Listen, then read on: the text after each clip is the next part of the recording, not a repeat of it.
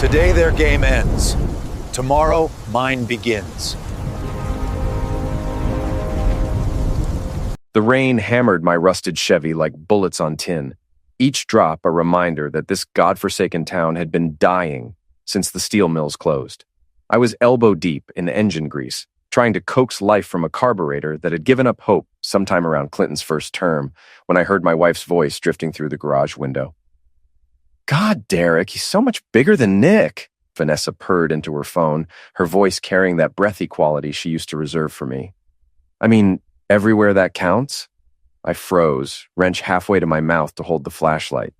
23 years of marriage, and she's discussing another man's anatomy like she's reviewing a restaurant.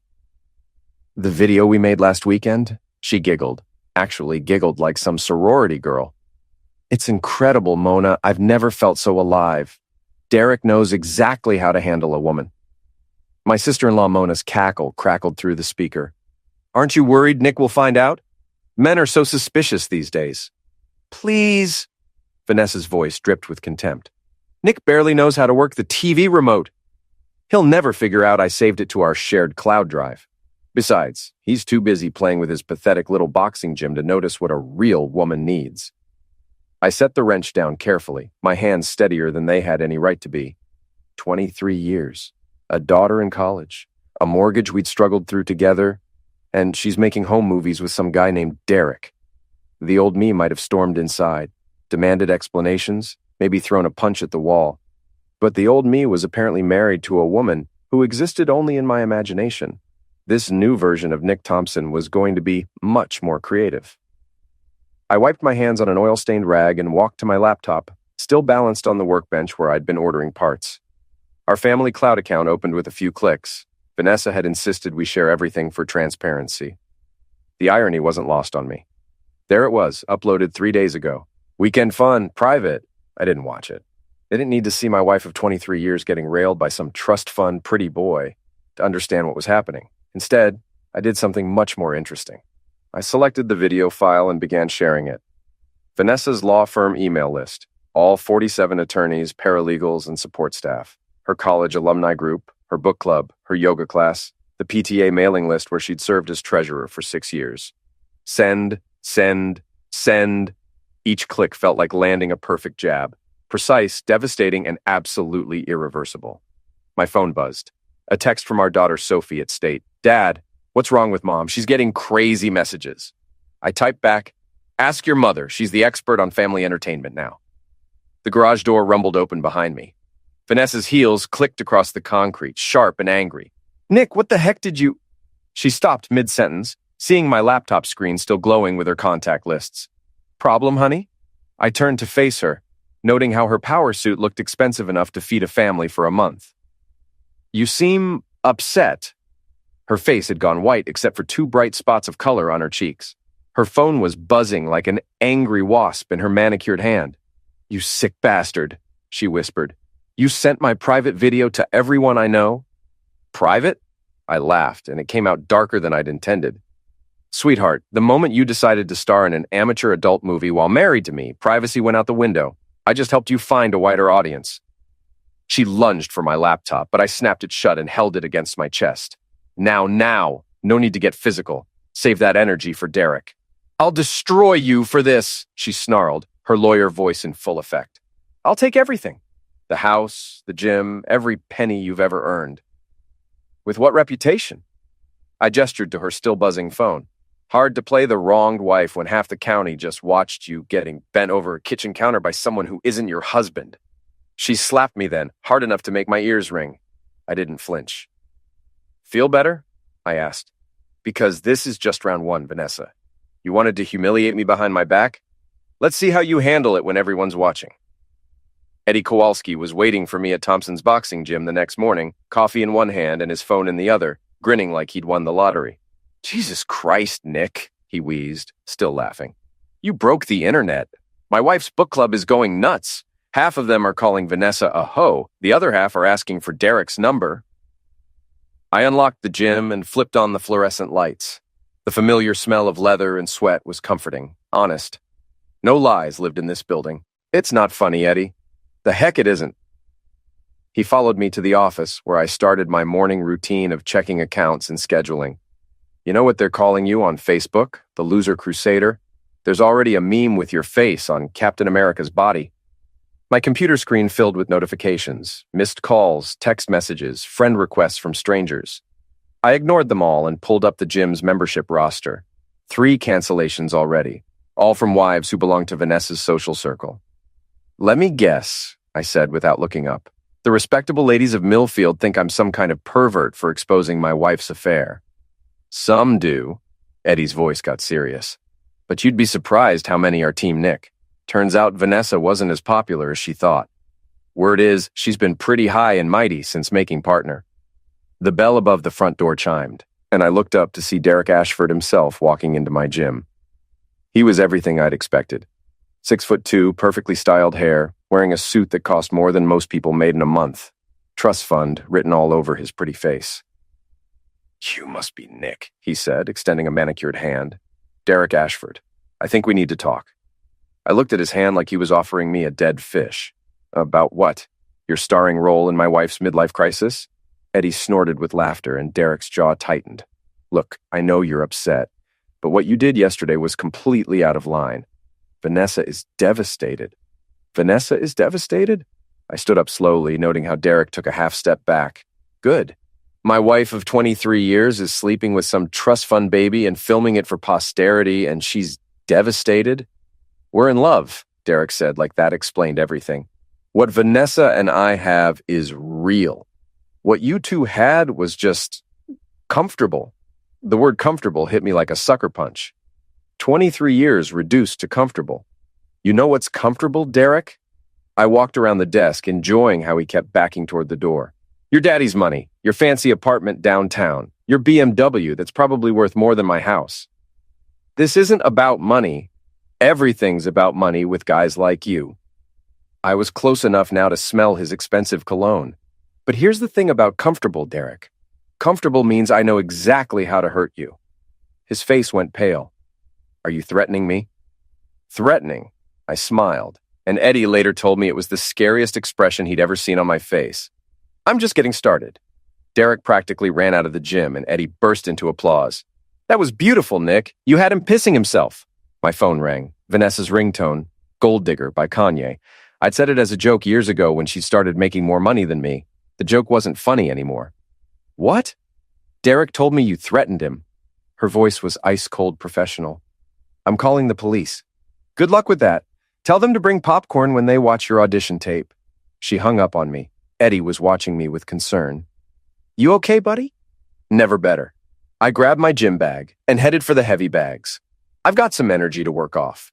By Thursday, the video had gone viral locally. Someone had shared it to a Millfield Drama Facebook group, and from there it spread like wildfire through social media. I couldn't go to the grocery store without getting stares, some sympathetic, others judgmental, a few openly amused. The gym's phone rang constantly. Half the calls were from reporters wanting quotes about digital revenge in the modern marriage. The other half were from potential new members who'd heard about the badass gym owner who destroyed his cheating wife. I was replacing a torn heavy bag when Sophie walked in. My 21-year-old daughter looked like a younger version of her mother. Same dark hair, same green eyes, same stubborn jaw. But where Vanessa had grown cold and calculating over the years, Sophie still had warmth in her face. Usually. "Dad, what the heck is wrong with you?" She dropped her purse on the floor and crossed her arms. "Mom is having a breakdown. She can't go to work, can't leave the house. Her career is ruined." "Her career?" I set down my tools and faced her. "Sophie, your mother made a private video with her boyfriend and stored it on our family computer. I didn't ruin her career, she did." "You sent it to everyone she knows. That's psychotic." The word psychotic hung in the air between us. My own daughter, looking at me like I was some kind of monster. "You want to know what's psychotic?" I kept my voice level, but I could feel the anger building. 23 years of marriage. I worked 2 jobs to put your mother through law school. I took out loans against this place to help her start her practice. And she repays me by screwing some rich boy and filming it. Sophie's face softened slightly. "Dad, I know she hurt you, but she didn't hurt me, Sophie. She humiliated me. There's a difference." I sat down on the bench press, suddenly feeling every one of my 47 years. Your mother made a choice. She chose Derek over our family. I just made sure everyone knew what that choice looked like. She's my mother. And she's my wife. Was my wife. I looked at my daughter, seeing Vanessa in her features and hating myself for it. Which one of us do you think has more right to be angry? Sophie picked up her purse. She wants to meet with you, tonight, at Flanagan's. Flanagan's was the dive bar where Vanessa and I had our first date 24 years ago. The irony was probably intentional. Tell your mother I'll be there at 8. I stood up and went back to the heavy bag. And Sophie?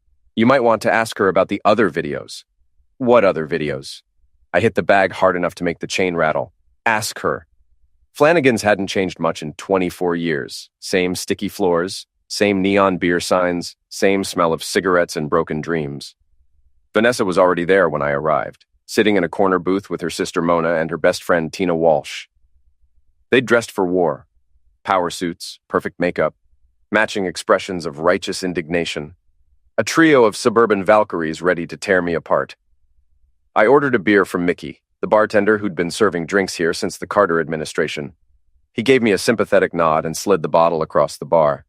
Evening, ladies. I sat down across from them, noting how they'd positioned themselves like a tribunal. This feels familiar. Didn't we have a similar conversation when Sophie got caught drinking in high school? Cut the crap, Nick. Tina leaned forward, her voice sharp with anger. You've destroyed Vanessa's life over a moment of weakness. A moment?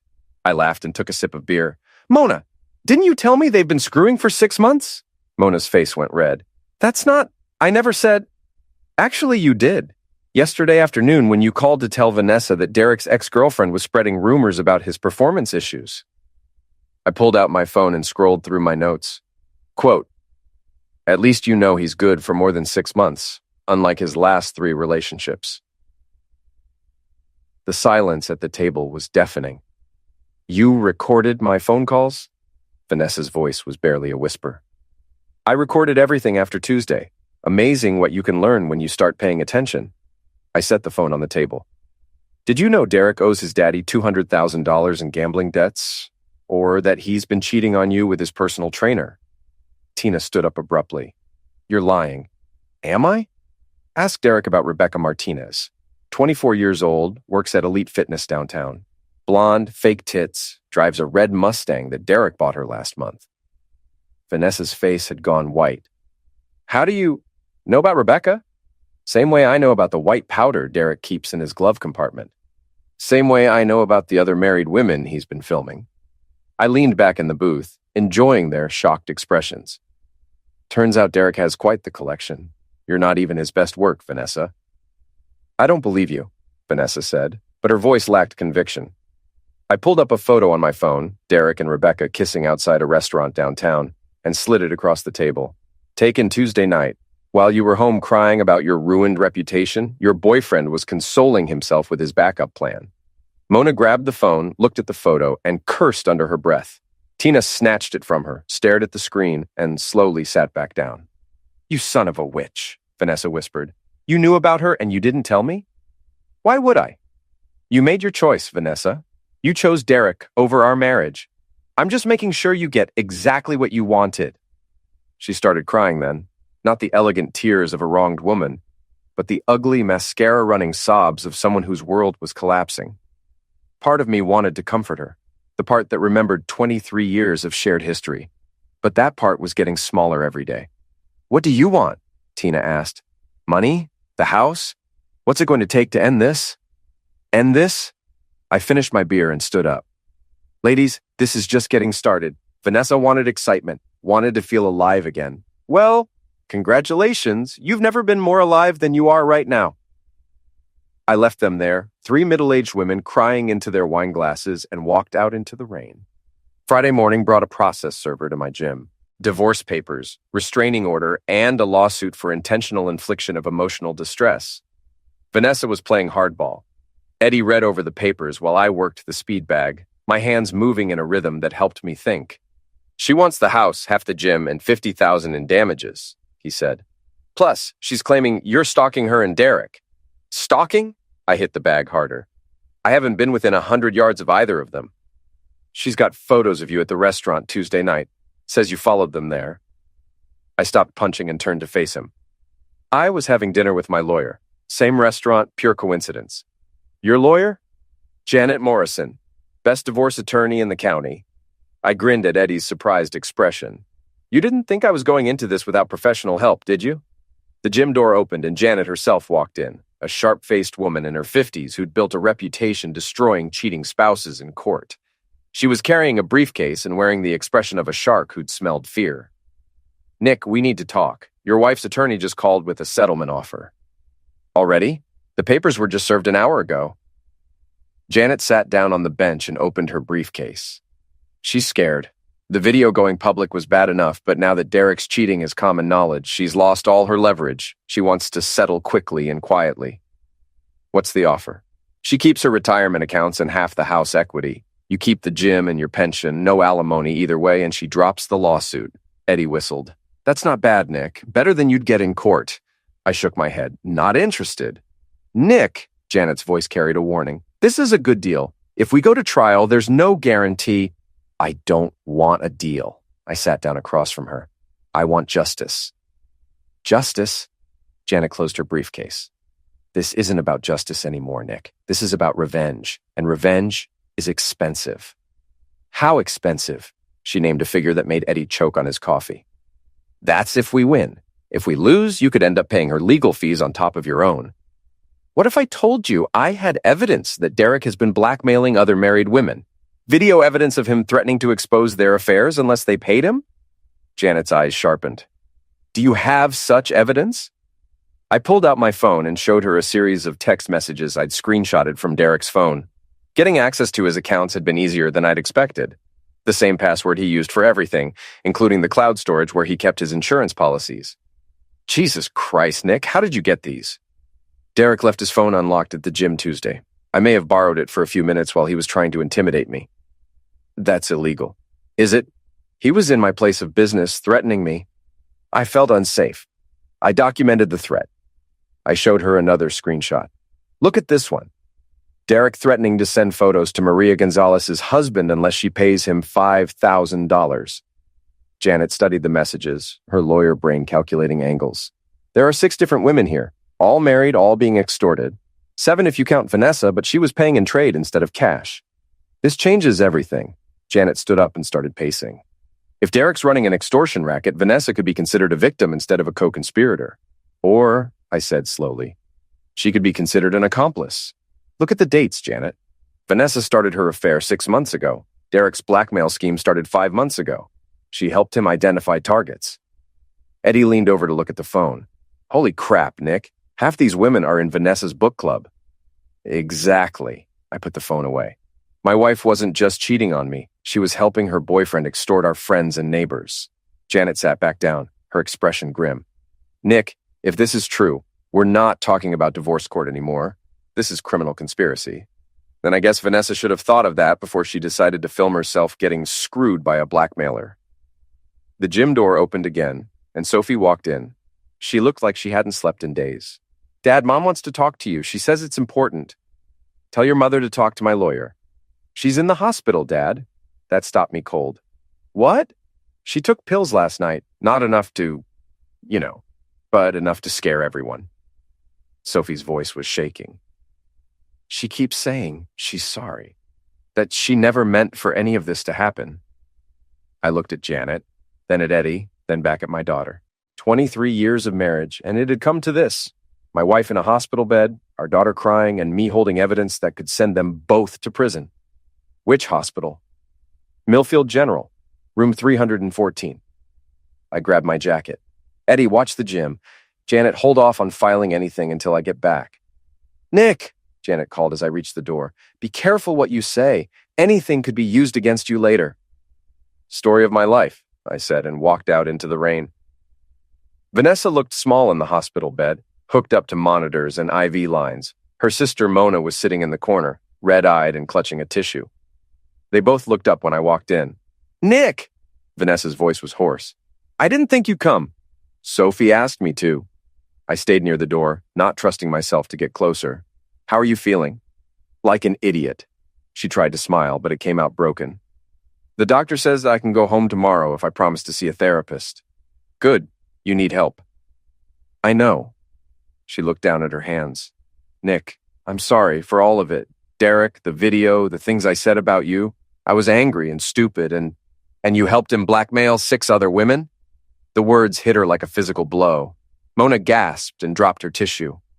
What are you talking about? Vanessa's voice was barely a whisper. I pulled out my phone and showed her the screenshots.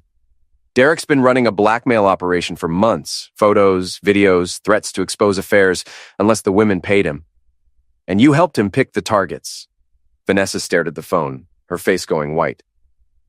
I didn't know he was... Didn't know? Vanessa, look at the dates.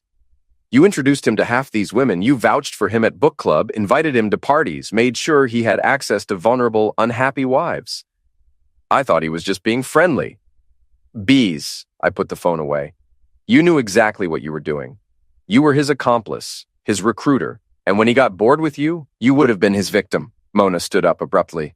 I think you should leave, Nick. Actually, I think you should leave, Mona. This is between me and my wife. Ex-wife, Vanessa said quietly. I signed the papers this morning. Did you? I sat down in the chair Mona had vacated. That's interesting, because according to my lawyer, you haven't responded to our counteroffer yet. What counteroffer? I leaned back in the chair, enjoying the confusion on her face. The one where you confessed to helping Derek extort money from 6 women, testify against him in court, and give me everything in the divorce. In exchange, I don't turn this evidence over to the police. You can't be serious? Dead serious! You have 24 hours to decide, cooperate with me or go to prison with your boyfriend. Vanessa started crying again, but these weren't the manipulative tears she'd used during our marriage. These were the tears of someone who'd finally realized how deep a hole she'd dug for herself. He said he loved me, she whispered. He said we were going to be together. Derek doesn't love anyone but himself. And money, mostly money. I stood up. 24 hours, Vanessa. Choose wisely. I left her there, crying in her hospital bed, and walked back out into the rain. My phone was buzzing with text messages. Eddie, Janet, Sophie, even a few reporters who'd somehow gotten my number. But the most interesting message was from Derek himself. We need to meet. Tonight, I have something you want. I texted back, Flanagan's, 10 p.m., come alone. His response was immediate. Delete those screenshots, and I'll give you something better. I smiled and put the phone away. Round 3 was about to begin. Derek was already at Flanagan's when I arrived, sitting in the same booth where I'd confronted Vanessa and her allies 3 days earlier. He looked different, nervous, sweaty, his usually perfect hair disheveled. The trust fund prince was finally showing some wear. You look like heck, I said, sliding into the seat across from him. You've destroyed my life. His voice was shaking with rage. My father cut me off. My business partners are demanding answers, and the police want to question me about some BS extortion charges. Bees? I signaled Mickey for a beer. Derek, I have screenshots of you threatening to expose Maria Gonzalez unless she paid you $5,000. How is that BS? Those messages are taken out of context. Really? What's the context for pay me or your husband sees the photos? Derek reached into his jacket and pulled out a tablet, setting it on the table between us. I have something better than context. I have leverage. The tablet screen showed a video file. Nick Thompson, boxing gym, security footage. My blood ran cold. What is that? Security footage from my building. Tuesday night, when you broke into my car. Derek's confidence was returning. Slashing tires, dumping fish guts, urinating on the upholstery. That's destruction of property, vandalism, and about 6 other charges. I kept my expression neutral, but inside I was calculating. He was right. The video would be damning in court. Here's the deal, Derek continued. You delete those screenshots, drop the blackmail accusations, and convince Vanessa to get back together with me. In exchange, this video disappears. And if I don't, then you go to jail, lose your gym, and I still get your wife. He leaned back with a smug smile. Face it, Nick. You're out of your league here. I stared at the tablet for a long moment, then looked up at Derek's satisfied face. You know what your problem is, Derek? Enlighten me. You think everyone else is as stupid as you are. I pulled out my own phone and showed him the screen. See this little red dot? I've been recording our conversation for the last 5 minutes. His face went white. I can't what? Record someone who's trying to blackmail me? Someone who just admitted to having me under surveillance? I stopped the recording and saved it. Derek, you just confessed to extortion on tape. That recording is illegal. Actually, it's not. Pennsylvania is a one-party consent state. I can record any conversation I'm part of without telling you. I finished my beer and stood up. Thanks for the confession, by the way. My lawyer's going to love this. Derek lunged across the table, grabbing for my phone. I stepped back and he crashed to the floor, taking the tablet with him. The screen cracked when it hit the concrete. Oops, I said. Looks like your leverage just got broken. Derek scrambled to his feet, his face twisted with rage. You think you've won? You have no idea what I'm capable of. Actually, I do. I pulled out a thick manila envelope and dropped it on the table. Bank records, Derek. Yours and your daddy's. Turns out extorting married women isn't your only source of income. He opened the envelope with shaking hands, his face going from white to green as he read through the documents. Embezzlement from your father's company. Fraud charges in 3 different states. Outstanding warrants in Nevada and Florida. I sat back down, enjoying the show. Did you really think I'd come after you without doing my homework? How did you get these? I have friends, Derek. Friends in low places who know how to find information. Friends who don't like pretty boys who hurt working-class families. I leaned forward. Here's what's going to happen. You're going to leave town tonight. You're going to stay away from my wife, my daughter, and anyone else I care about. And if I ever see you again, these documents go straight to the FBI. And if I don't? I smiled, and it wasn't a nice smile. Then you find out what happens when you mess with a man who has nothing left to lose. Derek stared at me for a long moment, then grabbed the broken tablet and headed for the door. He stopped at the threshold and turned back. This isn't over, Nick. Yes, it is. I raised my beer in a mock toast. Have a nice life, Derek. What's left of it? He left without another word, and I sat alone in the booth, listening to the rain against the windows and thinking about 23 years of marriage that had ended in a dive bar with broken glass and empty threats. My phone buzzed, a text from Vanessa.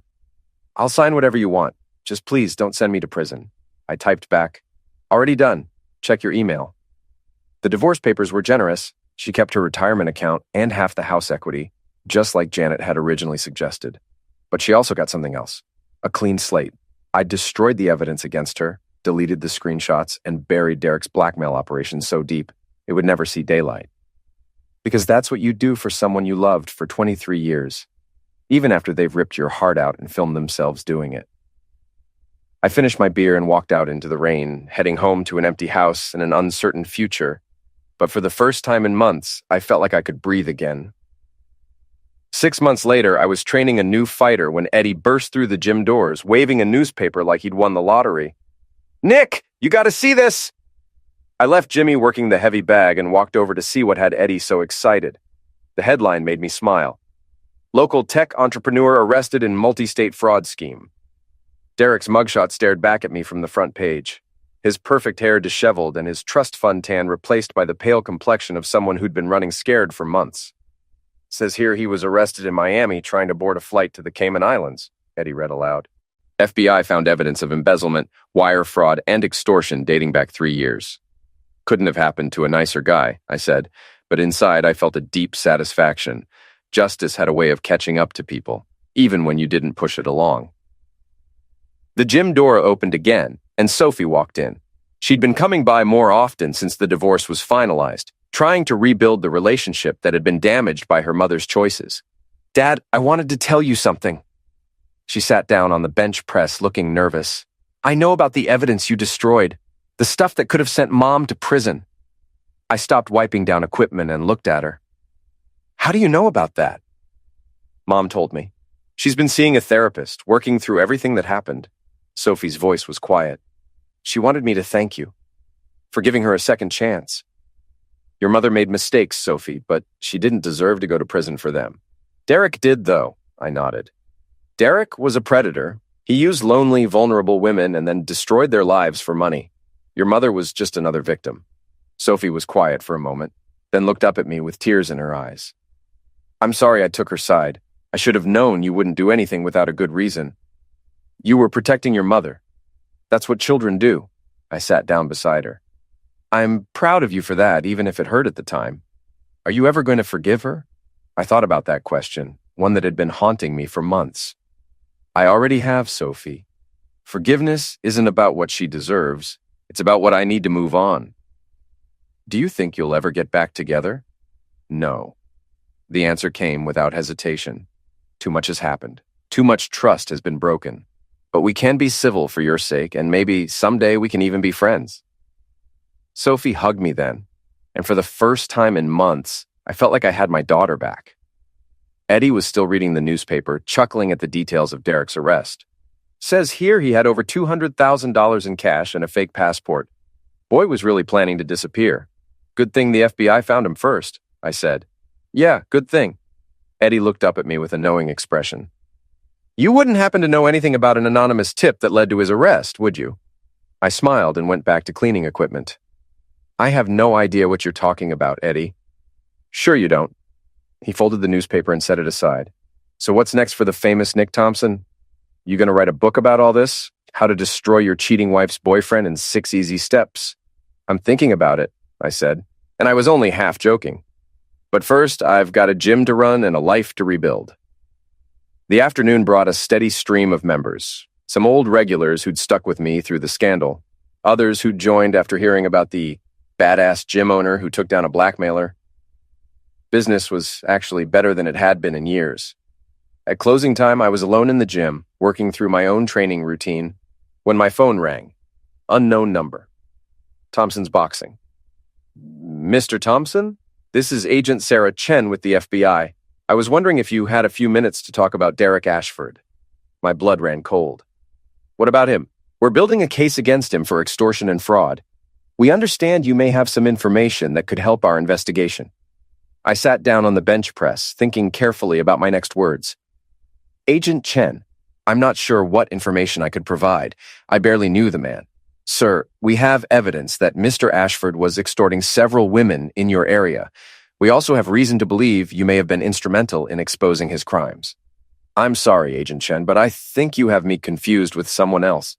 If Derek Ashford was running some kind of criminal operation, I wasn't aware of it. There was a long pause on the other end of the line.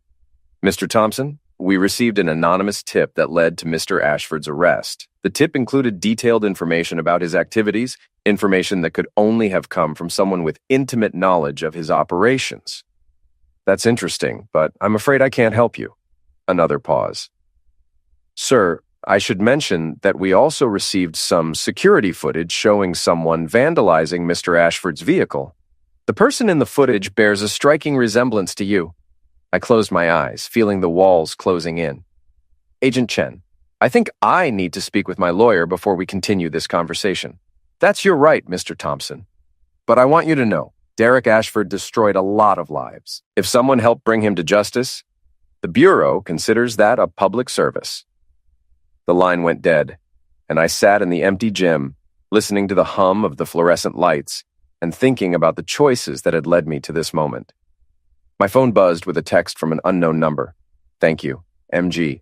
Maria Gonzalez, one of Derek's victims. Somehow she'd figured out who had exposed him. More texts followed over the next hour. Women I barely knew, thanking me for something I'd never officially done. Derek's victims, finally free from his threats and extortion. I turned off the lights and locked up the gym, then walked out into the cool evening air. The rain had stopped, and for the first time in months, stars were visible through the clouds. My phone rang one more time. Vanessa, Nick, I just wanted to call and say thank you. For what? For not destroying me when you had the chance, for giving me a second chance to be a better person. Her voice was different, softer, more genuine than it had been in years. I know I don't deserve your forgiveness, but I'm grateful for it. We all make mistakes, Vanessa. The important thing is learning from them. I am learning, every day. She paused. Sophie told me about the FBI calling you. What about it? I know what you did, Nick. I know you're the one who brought Derek down, and I know you could have taken me down with him. I didn't respond, just listened to her breathing on the other end of the line. I spent 23 years married to a good man, she continued, and I was too stupid to appreciate what I had. I hope someday you can find someone who deserves you. Take care of yourself, Vanessa. You too, Nick. I hung up and walked to my car, thinking about second chances and the price of revenge. Derek was going to prison. His victims were free, and my family, what was left of it, was healing. It wasn't the ending I'd planned when I first discovered that video 6 months ago. It was better.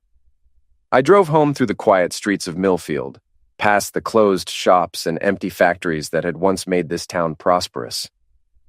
The place was still dying, still struggling to find its identity in a world that had moved on without it. But it was my home, and I was still standing. That was enough.